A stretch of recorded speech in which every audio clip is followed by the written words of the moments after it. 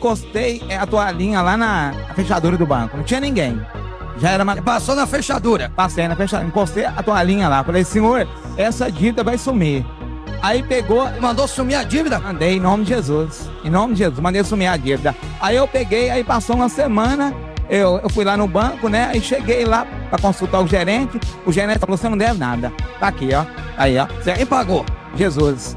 Jesus paga a dívida, paga ou não paga? Esses dias um jornalista falou assim, o Valdemiro mandou uma macumba na vida do Eduardo Costa. Me chamou de quê? Primeiro que eu não sou macumbeiro, né? Eu não mandei nada, ele simplesmente, o cantor disse que nós pastores somos mentirosos e enganadores e que deveríamos expulsar então o Covid e os demônios. Eu falei, eu vou expulsar aqui, mas vai pra você aí. Ele falou besteira, me chamou de mentiroso, ladrão, não sei o que, enganador. Eu falei, eu vou expulsar aqui, mas vai cair aí. Dá uma olhada lá pra você ver. É complicado isso aí. É complicado. Então não se mete com a obra de Deus. Baixa a sua bolinha. Recolha-se. E respeita a obra de Deus. Se você não gosta, cuida da sua vida. Eu cuido da minha aqui. E dá uma ligadinha aqui agora. Aliás, eu queria pedir que você também ligue para doar, para ajudar, para socorrer. Nós estamos com boa parte dos funcionários aqui em greve, inclusive da televisão. E a própria televisão precisamos saudar os compromissos. Eu preciso de 100 mil pessoas. Faço um investimento mínimo, né? Eu não vou nem chamar de propósito, eu vou chamar de oportunidade. Eu, se eu fosse você, eu não ficava de fora. Os 7 mil que não se dobram vão receber o carnezinho de 1.000. É o mínimo, né? Tem gente que vai fazer com 2, com 3, com 5. Isso aí chama visão empreendedora. Se você tem visão, então toma posse. Faz um voto com Deus. Fala, Senhor, eu vou assumir os R$1.000 por mês e o Senhor vai me prosperar abundantemente. Deus me deu um Jeep Compass a diesel e agora me deu essa caminhonete LTZ aí, 0 km. Eita Deus! Se alguns anos atrás você estivesse passando aleatoriamente os canais da TV, com certeza você iria ver esse cara aqui, com seu chapéuzinho de cowboy, pregando a palavra de Deus e pedindo doação para a igreja. Entender como a religião virou um dos maiores negócios da comunicação da nossa história exige que a gente olhe para os bastidores. No final dos anos 90, quando essas grandes igrejas tentavam ficar mais modernas, mais chiques e falar com a classe média, surgiu um enorme espaço vazio. Havia milhões de pessoas simples que não se sentiam representadas por esses discursos mais sofisticados. E foi exatamente aí que esse senhor encontrou o seu espaço. Nessa época, a maioria desses pastores da TV tinha um jeito muito específico de pregar. Valdemiro Santiago seguiu, pelo menos no começo, por um caminho completamente diferente. Botou logo um chapéu caipira na cabeça, usava umas camisas mais simples e falava de um jeito com sotaque do interior paulista. Esse estilo de homem da roça, que parecia sofrido e humilde, era uma imagem. Era uma ótima forma de criar uma conexão imediata com o brasileiro comum. Na cabeça do fiel, o apóstolo era um deles, um que tinha vencido na vida. E ninguém fica gigante desse jeito, assim, do nada, sem antes entender como funcionam os bastidores da TV. E ele teve a melhor escola para aprender sobre isso. Por quase 20 anos, ele foi um dos principais nomes da IURD, a famosa Igreja Universal do Reino de Deus. Ele era um homem que lotava estádios, apresentava programas de rádio e tinha a maior audiência da TV. Foi ali, vendo de perto a liderança do Edir Macedo, que ele aprendeu como ter a atenção do público através de uma câmera, descobrindo o que as pessoas queriam e precisavam ouvir. Mas acontece que nesses lugares gigantes, o poder ele é concentrado em poucos. E esse excesso de carisma começa a incomodar quem tá lá no topo.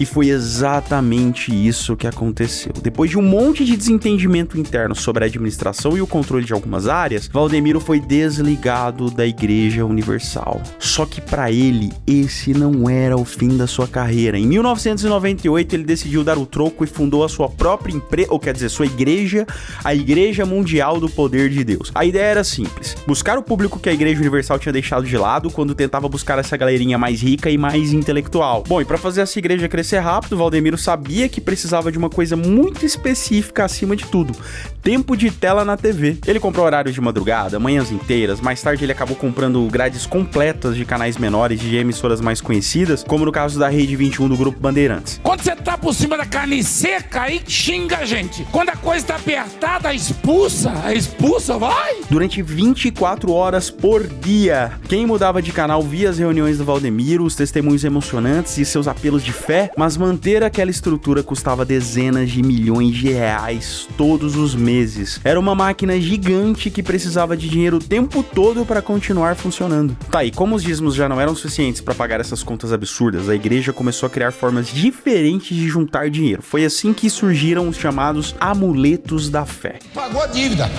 O homem foi lá pela fé dele, pegou a toalhinha abençoada, essa toalhinha que já ressuscitou até morto em nome de Jesus. O nome de Jesus que faz isso. E o povo sabe disso.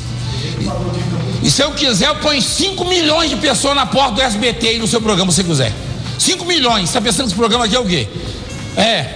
Então... Toalhas suadas do apóstolo, lenços ungidos, chaves simbólicas que prometiam abrir portas da casa própria. Tinham também uns tijolinhos de plástico que prometiam a mesma coisa. Você doava um valor específico que ele falava na TV e então recebia esses objetos maravilhosos em casa. Para quem estava no desespero, desempregado e com problemas de saúde, aquele pedaço de pano ou de plástico virava uma esperança de melhorar de vida. E acredite se quiser, a procura desses itens era um absurdo. Em janeiro de 2017 acontece uma coisa impressionante. Durante uma transmissão ao vivo em um de seus cultos em São Paulo, Valdemiro foi atacado pelas costas por um homem que estava com uma faca de cozinha. Ele foi atingido no pescoço e precisou ser socorrido às pressas. O caso que foi uma falha absurda na segurança acabou que foi usado para aumentar ainda mais esse mito em volta do pastor. Bom, ele sobreviveu e poucos dias depois ele já estava de volta no altar. Para quem era mais obcecado por ele, aquela sobrevivência era uma prova real de que ele era um homem protegido por forças divinas. Mas o crescimento da Mundial começou a incomodar a concorrência. A Igreja Universal, usando da sua rede de TV e seus programas de jornalismo, começou a mostrar o outro lado da vida do apóstolo. Exclusivo, novas revelações mostram que o patrimônio do apóstolo Valdemiro Santiago, da Igreja Mundial do Poder de Deus,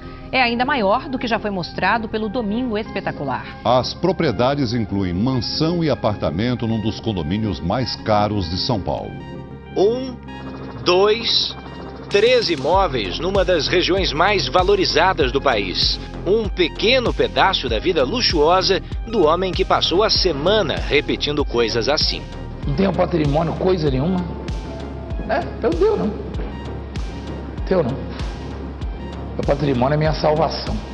Esta escritura desmente o apóstolo, como revelou hoje reportagem exclusiva do portal R7. Os negócios do apóstolo já chamaram a atenção do setor de inteligência da Receita Federal e do Ministério Público de Mato Grosso, estado em que o líder religioso comprou no fim do ano passado esta imensa fazenda de quase 30 milhões de reais. Reportagens detalhadas mostravam que por trás daquele chapéu de palha, aquela camisa simples, existia um patrimônio gigantesco. Foram expostas imensas fazendas de gado, mansões e jatos particulares registrados no nome da família. Esse contraste começou a fazer muitas pessoas se perguntarem: será que a simplicidade que a gente vê ali no altar era real ou era só um personagem? Durante aquela famosa crise de saúde mundial de 2020, com os templos fechados por causa das regras de isolamento, a arrecadação da igreja caiu consideravelmente. Foi aí que Valdemiro tomou a decisão mais criticada de toda a sua vida. Ele apareceu em um vídeo oferecendo semente de feijão que, segundo ele, teria o poder de curar essa doença que estava assustando todo mundo. E para conseguir essas sementes, o fiel fazia transferência bancária de um valor que, para mim, era algo bastante alto. O caso virou um escândalo nacional, o Ministério Público apareceu, rolou uma revolta na internet, a reputação e a credibilidade do Valdemiro sofreu o seu pior golpe até ali. A conta de ter tantas igrejas abertas e tantos horários de TV finalmente chegou, e a cobrança foi pesada demais. Sem fazer as reuniões presenciais para arrecadar as doações, a Mundial não conseguiu pagar os aluguéis dos templos. Aí teve uma avalanche de processos na justiça, um monte de dono de imóvel do Brasil inteiro entrou com ações de despejo contra a igreja. A gente estava vendo ao vivo a imagem de poder que essa igreja tinha ser destruída. E olha, sendo bem honesto, infelizmente ou não, no mundo de hoje, quem não aparece na TV ou no celular simplesmente deixa de existir. E foi isso que aconteceu com a Mundial. Sem dinheiro para pagar as parcelas dos contratos de transmissão, a igreja foi cortada da programação. O sinal de 24 horas que funcionava sem parar foi finalmente completamente desligado. Valdemiro tentou levar o seu público para as redes sociais e canais da internet, mas o perfil de seus fiéis, que na maioria são pessoas idosas, humildes e com pouco acesso à tecnologia, não conseguiu acompanhar essa mudança, fazendo a audiência cair ainda mais. Cara, é complicado que ao mesmo tempo que os templos estavam fechando e as polêmicas estavam aumentando, o estilo de vida da família continuava a mesma coisa e ainda foi vazada pra internet. As filhas estavam casando de forma extremamente luxuosa, viagens pros hotéis mais caros do exterior. Você entende que pra esse fiel, que geralmente é humilde, que muitas das vezes tira do próprio orçamento da casa pra ajudar a igreja, ver toda essa riqueza dos herdeiros do apóstolo gera um desgaste enorme. Ficou difícil de acreditar nesse discurso de sacrifício financeiro quando a própria liderança vivia nesse luxo absoluto. Ah, mas a crise chegou realmente no seu ponto mais crítico quando atingiu as pessoas que faziam essa igreja funcionar no dia a dia. Pela primeira vez na história recente das igrejas do Brasil, funcionários comuns, como operadores de câmera, técnicos de som, seguranças e faxineiros, decidiram não trabalhar. Eles fizeram greves e protestos na porta das igrejas, já que estava rolando tanto atraso nos salários, no vale alimentação e no 13º. Poxa, ver trabalhador humilde exigindo seus direitos na porta da igreja, justamente a que pregava prosperidade, foi um golpe de imagem muito difícil de recuperar. Juízes do país inteiro autorizaram a penhora e o leilão dos bens da igreja e do próprio Valdemiro para pagar essas dívidas. Templos imensos foram a leilão por valores muito abaixo do que valiam, contas bancárias foram bloqueadas e até aviões particulares foram apreendidos. Toda aquela blindagem jurídica e o respeito que ele tinha já não funcionavam mais para conter a cobrança dessas dívidas. Você tá ligado que o comportamento de quem consome esse tipo de conteúdo religioso sempre muda com o tempo, né? Aquele estilo de culto dos anos 90 e anos 2000, cheio de barulho, de grito, de revelações meio dramáticas e um show físico, começa a cansar, começa a ficar meio que saturado. E tem a questão também que começa a aparecer esses pregadores mais moderninhos, principalmente na internet, que traz uma abordagem mais atual. Com que de alguma maneira miraculosa Deus colocará dinheiro na sua conta. Mas não. Até porque dentro de uma crise financeira, por mais que o dinheiro seja um agravante, não é a nossa maior preocupação, mas é o que ele causa na nossa vida.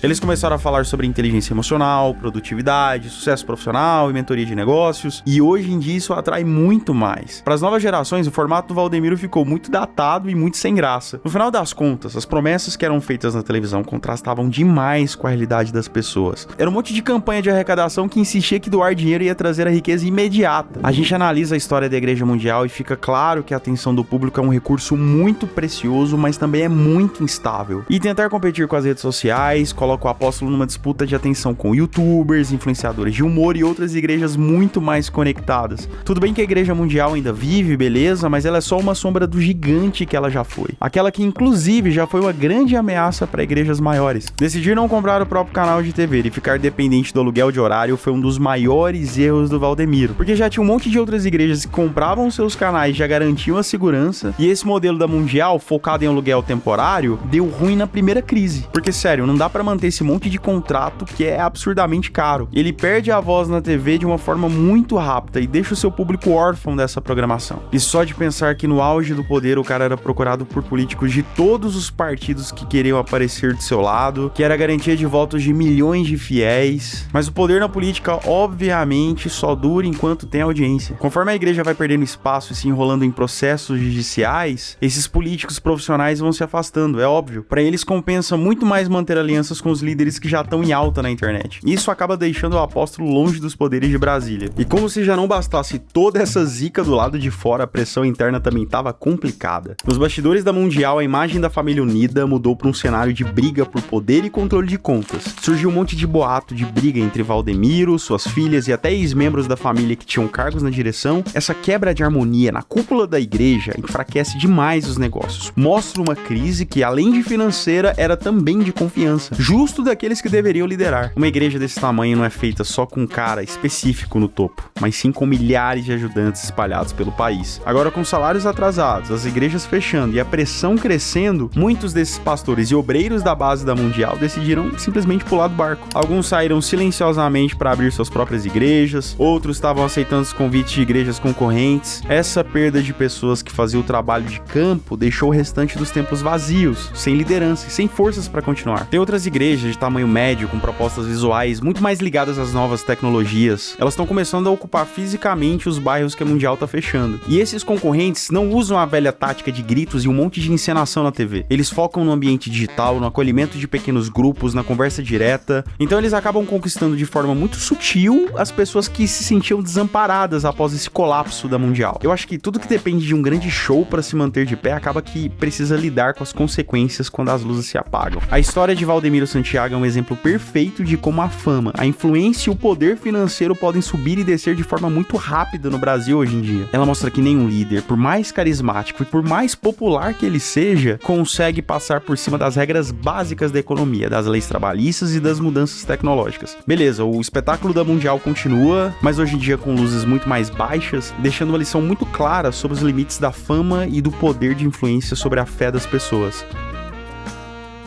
Se você chegou até aqui, muito obrigado por acompanhar esse humilde canal. Espero que a gente se veja novamente e para isso, deixa seu like, seu comentário por engajamento, ajuda o titio e não esquece de se inscrever, caso você não seja inscrito. Beijão pra vocês e até a próxima. Valeu!